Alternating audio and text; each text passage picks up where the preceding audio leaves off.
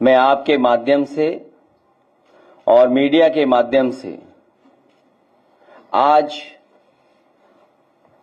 महाराणा प्रताप जयंती के शुभ अवसर पर पूरे प्रदेश और देशवासियों को बहुत बहुत बधाई और बहुत बहुत शुभकामनाएं देना चाहता हूं। महाराणा प्रताप जयंती हर वर्ष इसी तरह मनाई जाती है।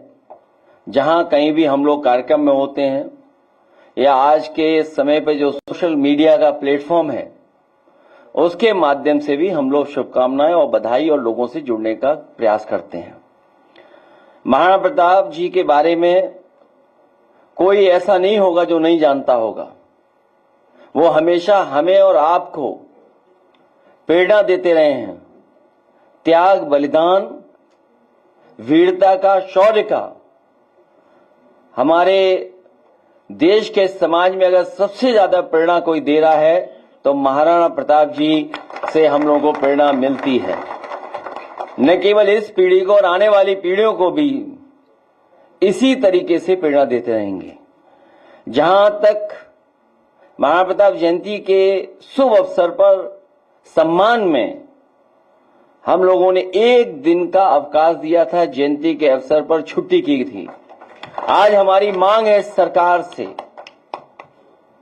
कि जब हम आप सब मिलकर के उनका शौर्य, उनका बहादुरी, उनका साहस, उनका बलिदान, त्याग याद कर रहे हैं तो कम से कम भविष्य में 2 दिन की छुट्टी जरूर की जाए, जिससे एक दिन तैयारी हो सके और दूसरे दिन हम लोग बहुत खुशी और बहुत उत्साह के साथ मना सकें। हालांकि चौराहे पर और जगह उनके सम्मान में प्रतिमा लगी है। जो लोग वहां से निकलते होंगे, जाते होंगे तो हमेशा प्रेरणा लेकर के और इंस्पायर होकर के जाते होंगे। मैं आज के दिन लखनऊ की सबसे प्रतिष्ठित जगह जो भविष्य में बनेगी, न केवल लखनऊ की बल्कि देश की मैं कह सकता हूं, यही हमारा रिवर फ्रंट, जहां पर और महापुरुषों को हमने सम्मान देकर के उनके नाम पर पार्क बनाने की घोषणा की है। वहीं मैं आज अपने सभी लोगों को भरोसा दिलाता हूं कि देश की सबसे अच्छी प्रतिमा अगर कहीं लगेगी तो समाजवादी लोग मिलकर के इसी रिवर फ्रंट पर लगाने का काम करेंगे। न केवल उनके लिए प्रतिमा से सम्मान देने का काम करेंगे, वहीं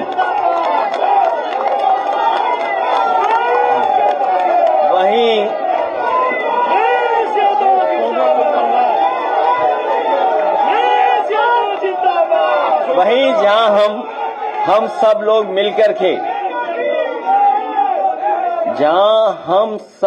मिलकर के आज ये संकल्प ले रहे हैं, समाजवादी सरकार बनने पर रिवर फ्रंट जो सबसे महत्वपूर्ण स्थान बनेगा, लोगों के जुड़ने का, लोगों के आने जाने का, लोगों को समय गुजारने का सबसे खूबसूरत जगह बनने जा रही है और बनेगी।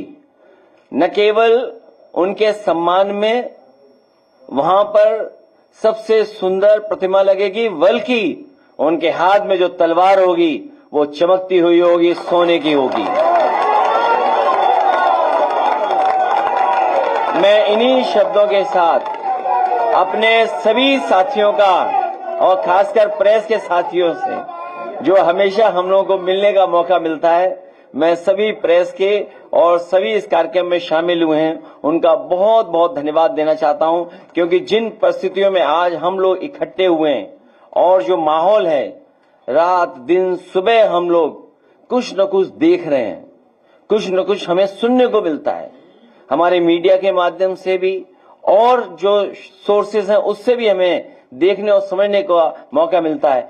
लेकिन उसी समय हम समाजवादी लोग अपने लोगों के साथ साथ आम लोगों के लिए भी अपील करना चाहते हैं और वो संदेश मैं चाहूंगा कि अरविंद जी एक बार पढ़ करके और फिर प्रेस के लोग अगर कुछ सवाल पूछना चाहेंगे तो जैसा हर दिन होता आया है कि हम और आप लोग मिलकर बात करते हैं, तो फिर हम लोग मिलकर के बात करेंगे।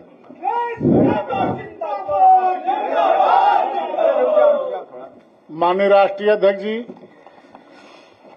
पत्रकार बंधुओं,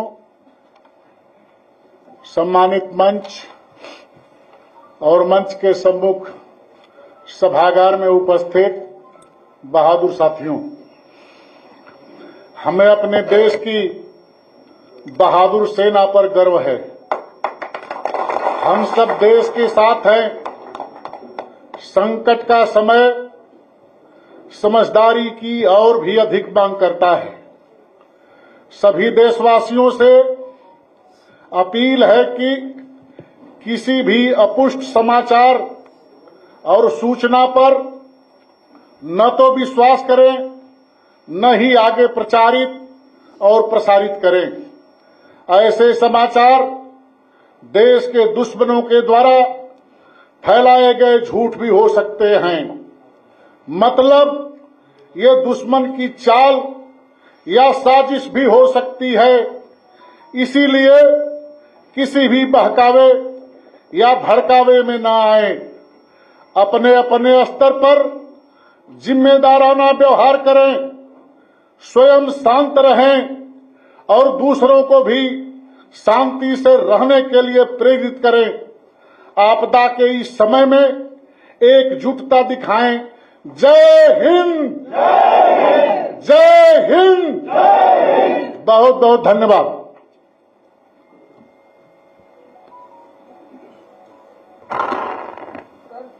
कल सुप्रीम कोर्ट में अवमानना के केस में प्रदूषण नियंत्रण बोर्ड के जो भर्ती होनी थी उस पर मुख्य सचिव को सरकार लगाई है और 18 तारीख को वर्तनी तलब किया है। सुप्रीम कोर्ट में उसकी नियुक्ति का मामला था, जो उसने नौकरियां निकाली हैं वो अभी भी कोर्ट के ऑर्डर के बाद भी सरकार ने नहीं दी। मैंने वो केस फॉलो नहीं किया है,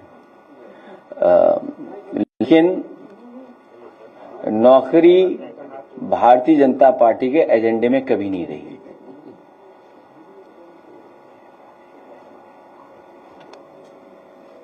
अखिलेश जी, एक क्वेश्चन हमारी तरफ से गोप जी बोल रहे थे कि जब समाजवादी पार्टी सरकार बनेगी तो कई कैबिनेट मंत्री, कई राजमंत्री से बहुतायत में शक्तियों का बोलबाला था।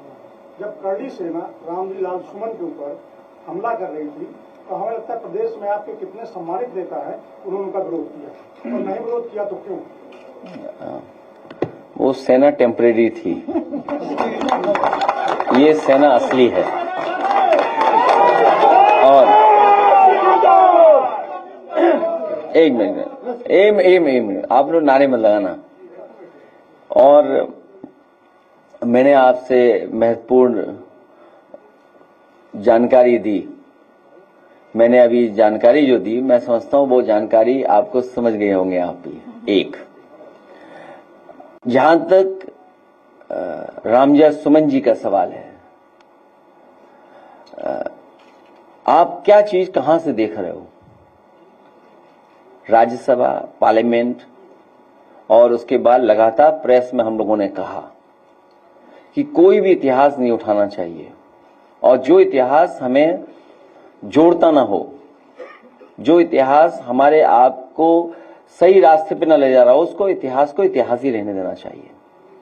इतिहास में अच्छी चीजें भी हैं, खराब भी चीजें हैं, लेकिन उससे बड़ा सवाल जो है वो ये है कि इधर हम जो सरकारों को देख रहे हैं, हर चीज को ओन कर रहे हैं। मान लीजिए कुंभ हुआ, नाम महाकुंभ दे दिया। सबसे पहले महादानी सम्राट हर्षवर्धन ने शुरू किया, जो डॉक्यूमेंटेड हिस्ट्री है, लेकिन सरकार ने कभी उनका नाम नहीं लिया। महादानी सम्राट हर्षवर्धन का कभी नाम नहीं लिया गया। और फिर यह भी कहा गया कि इतने वर्षों बाद हो रहा है, ये पहली बार हो रहा है, जबकि हर कुंभ उतने वर्षों बाद ही होगा। तो जो ओन करने की आदत है कि महाराणा प्रताप जी केवल हमारे हैं, महाराणा प्रताप जी सबके हैं, ये जो नई संस्कृति कुछ लोग, कुछ पॉलिटिकल पार्टी, शायद वो पॉलिटिकल पार्टी जिसके वो सदस्य नहीं रहे, वो सबसे आगे थे। जो पॉलिटिकल पार्टी आज सरकार में है, उसके वो सदस्य नहीं थे, वो कभी सदस्य नहीं थे। और अगर सदस्य उस पार्टी के रहे होते तो जो पहला प्रस्ताव उस पार्टी का था उसमें सेकुलर और सोशलिस्ट रास्ते पर देश को ले जाने के लिए संकल्प लिया था पहले उनके प्रेसिडेंट ने। इसलिए राजनीति में महापुरुषों को नहीं लाना चाहिए और उससे राजनीतिक लाभ नहीं उठाना चाहिए। सभी महापुरुष हमारे आपके हैं, आलाउदल हमारे आपके हैं, वीर लौरिक हमारे आपके हैं, महाराणा प्रताप जी हमारे आपके हैं। इसमें कोई दिक्कत हो तो बताओ, किसी को शिकायत हो तो बताओ। हाँ, लेकिन जो आज की तस्वीर कोई देखेगा तो उसे जरूर तकलीफ होगी। और अगर मैं उनकी तस्वीर देखूं और उसमें मुझे कोई दिखाई दे जाए और अगर मैं कुछ कह दूं तो उन्हें बहुत तकलीफ होगी।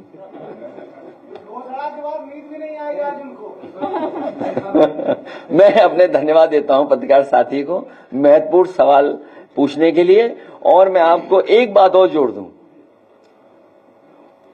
उसमें सहयोगी लोग बहुत थे जिनको हम लोगों ने सरकार में बड़ा सम्मान दिया।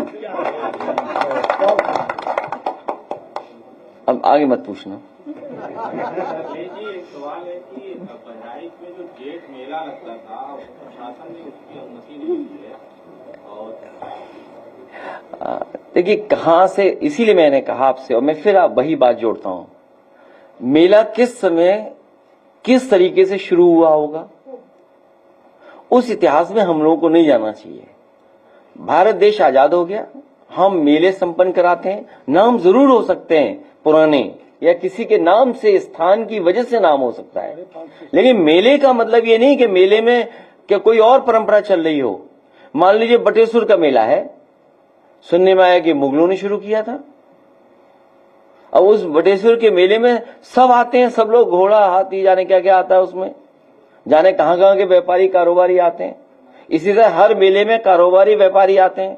भारतीय जनता पार्टी कभी कारोबार को बढ़ावा नहीं दे सकती, क्योंकि कारोबार हमें जोड़ता है, काम हमें जोड़ता है, रोजगार हमें जोड़ता है। वो कारोबार के पक्ष में नहीं रह सकते हैं।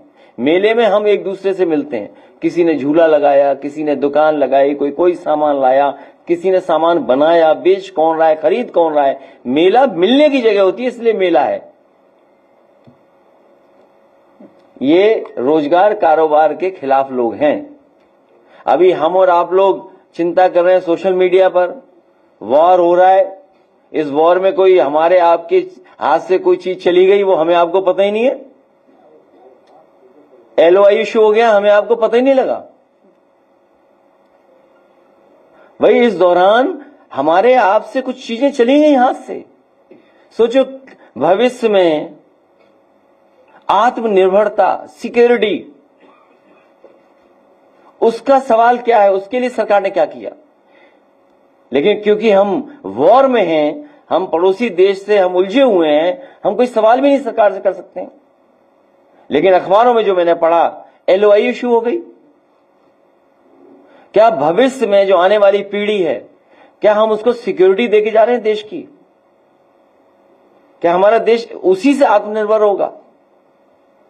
इसलिए आपको हमें मेले में उलझाए हैं और दूसरों के लिए मेला दे रहे हैं, सब मेला मेला करे दे रहे हैं।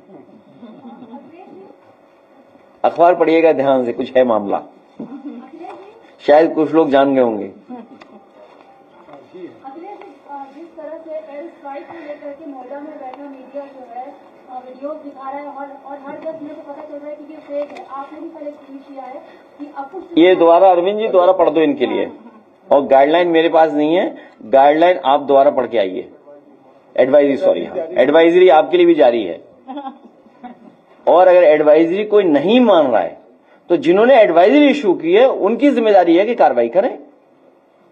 हम तो एडवाइजरी मान रहे हैं, हम तो वो सवाल भी नहीं पूछ रहे कि LOI क्यों इशू हो गया इस दौरान, कितना बड़ा महत्वपूर्ण फैसला हुआ है। एज ए पॉलिटिकल पार्टी मेरी जिम्मेदारी है, as a in a democratic country हमारी जिम्मेदारी बनती है, इसलिए मैं सवाल पूछ रहा हूं या ये सवाल मैं आपके सामने ला रहा हूं। अगर मैं पॉलिटिक्स में नहीं होता तो शायद नहीं सवाल पूछता, तो हम भी एडवाइजरी मान करके घर में बैठे होते। लेकिन आप बंकर अंकर खुदवा लेना। बोले वो पढ़िए ना दोबारा, अरे पढ़ना पड़ेगा इनके लिए। हाँ, और इसी तरह बटेश्वर का 500 साल पुराना है। कहोगे बटेश्वर मुगलों के जमाने में तो वो बजट ही नहीं देते थे, हमने बजट दिया, ये कोई बात हुई? घाट बनवाए, और वो तो अटल जी का गांव है। सोचिए, भारतीय जनता पार्टी को अटल बिहारी वाजपेयी जी के नाम पर लोक भवन कर दिया, हमें कोई दिक्कत नहीं, वहां प्रतिमा लगी उनकी, स्टेडियम कर दिया जहां आज मैच होगा। लेकिन लोग देखिए, लोग इकाना के नाम से जानते हैं, कहते इकाना के नाम से जानते हैं। कागज पे कुछ भी बना दो आप। उनके गांव में क्या किया सरकार ने, बताओ। हम आपको भरोसा दिलाते हैं, ये जो यूनिवर्सिटी बनी है ये हम लोग लेकर के चले जाएंगे वहीं पर उनके गांव में। और उनके मेले लगता था वहां, 500 साल पुराना वो भी मेला है बटेश्वर, गूगल करके देखिए। कोई गूगल करके बताओ कि कितना पुराना था बटेश्वर मेला, उसको ही बंद कर देगी बीजेपी एक दिन। तो 550 साल पुराना, ये भी 550 जो मैं बता रहा हूँ बटेश्वर वाला। इसमें 40% हिंदू जाते हैं। नहीं, वो सब जाते हैं, कारोबार सब जानते हैं, दुकानें सबकी होती हैं। तो इसे किया अरे यही नहीं पता झूला कौन लाया है, झूल कौन रहा है। योग भाई मुख्यमंत्री झूले नहीं, न झूले से लेना देना उन्हें कोई। कितने साल पुराना है? हाँ देखिए आप, बटेश्वर 700 साल पुराना है। अब कब आए थे अंग्रेज, कब आए थे मुगल, चले गए सब। अब तो आजाद हो गया, अब संविधान है, और लोग आज भी जुड़ते हैं वहां पर, और सब जुड़ते हैं वहां, ऐसा नहीं है। तो अगर इन्हें पता लग जाए कि 700 साल पुराना है मेला वहां, तो ये सरकार जाके उसको ही बंद कर देगी। सैफई मेला ही बंद हो चुका है, लेकिन गोरखपुर मेला चल रहा है। सुना है वहां पर कुछ और तरह के कार्यक्रम हो रहे हैं, लेकिन हमारे प्रेस के साथी उनका वीडियो नहीं दिखाएंगे। मैं अपने प्रेस के साथियों से कहूंगा कि इस समय बहुत लोग टीवी देख रहे हैं, सोशल मीडिया देख रहे हैं, उस गोरखपुर के मेले का भी कुछ वीडियो दिखाइए सबको। सोशल मीडिया दिखा रहे हैं, भयभीत है सरकार। भयभीत है? तुम तो बिल्कुल भयभीत नहीं दिखे। अरविंद जी पढ़िए जरा। हाँ दोबारा। माननीय राष्ट्रीय अध्यक्ष जी, सम्मानित मंच, पत्रकार बंधुओं और इस सभागार में उपस्थित बंटी राव बहादुर साथियों, हमें अपने देश की बहादुर सेना पर गर्व है। हम सब देश के साथ हैं। संकट का समय समझदारी की और भी अधिक मांग करता है। सभी देशवासियों से अपील है कि किसी भी अपुष्ट समाचार और सूचना पर न तो विश्वास करें, न ही आगे प्रचारित और प्रसारित करें। ऐसे समाचार देश के दुश्मनों के द्वारा फैलाए गए झूठ भी हो सकते हैं। मतलब ये दुश्मन की चाल या साजिश भी हो सकती है। इसीलिए किसी भी बहकावे या भड़कावे में न आए। अपने अपने स्तर पर जिम्मेदाराना व्यवहार करें, स्वयं शांत रहें और दूसरों को भी शांति रहने के लिए प्रेरित करें। आपदा के इस समय में एकजुटता दिखाएं। जय हिंद, जय हिंद।